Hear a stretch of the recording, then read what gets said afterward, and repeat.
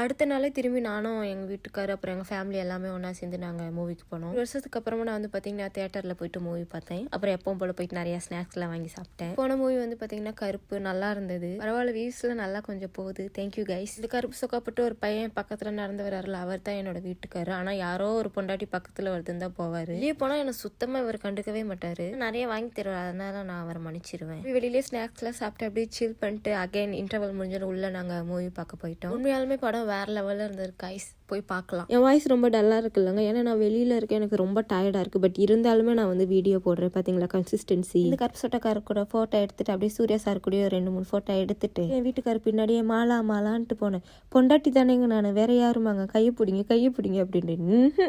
Sir சட்டமே பண்ணல, அவர் பேசாமல் போயிட்டாரு.